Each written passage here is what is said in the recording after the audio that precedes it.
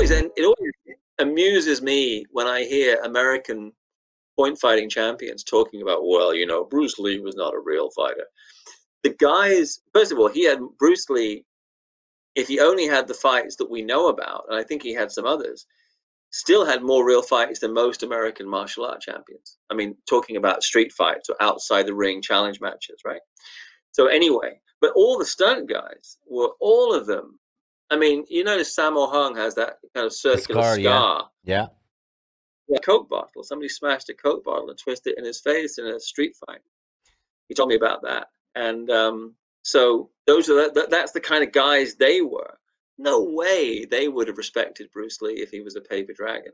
So I always think, you know, I always find it amusing when guys who haven't had, I'm not saying that these martial arts champions are not great athletes and very good in their field, but as you probably know, there's a huge difference between fighting in a competitive, rule-bound environment and if you had like an anything goes challenge match or a street fight. So yeah, I think Bruce was the real deal, and all the stunt guys say when he came back from doing Big Boss, when he came back to Hong Kong and he made Fist of Fury, they're all like kind of, whoa, you know, who's this guy?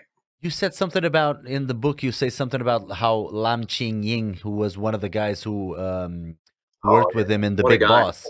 He's one of the guys that tested him the most. What did you mean by that? Did he try to? Well, I mean, when bear in mind that everybody in the Hong Kong film industry remembered Bruce Lee as this cute kid who became a good-looking young man, as the son of Lei Hui-chun. So he was not in any remote way a martial art movie star or known for being a martial artist like these guys were when he left Hong Kong.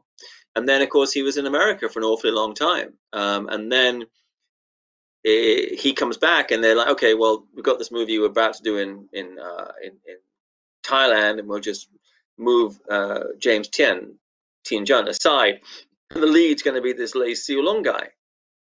And all the stunt guys were like, really? This kid from the black and white movies is going to come and show us how to do action, is he? And they were like cynical. I mean, maybe people had seen Green Hornet, but not the way they'd seen the Shaw Brothers movies or the other Golden Harvest films. Yeah. So everybody was just like, you know, give him a test. And so when he came, it would be like, people would like, they wouldn't say, you know, okay, let's go out the back and have a fight. But it would be like, in terms of the choreography for setting stuff up, Bruce would be like, okay, you throw a kick at me, and Lam Ching Ying would throw a real kick or throw a really solid punch or whatever he would do will be very quick.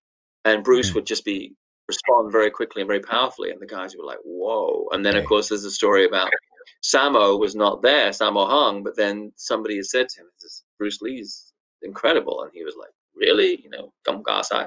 And then Bruce comes back to Hong Kong, goes to Golden Harvest, and he sees Sammo. And Sammo's like, oh, so you're Bruce Lee. And Bruce says, oh, so you're Sammo. And they know each other. And Sammo was top dog of the action guys. He's giving Bruce the fisheye. So Bruce is like saying, you want to try me out? And they sang Si Hala. And then Sammo was like, Si Hala, if you want to, we can. And then Sammo was learning Hapkido at the time. So he started to do a kick. And he said that his kick was like Samfang, you know, like third of the way up. And Bruce had already kicked him in the face.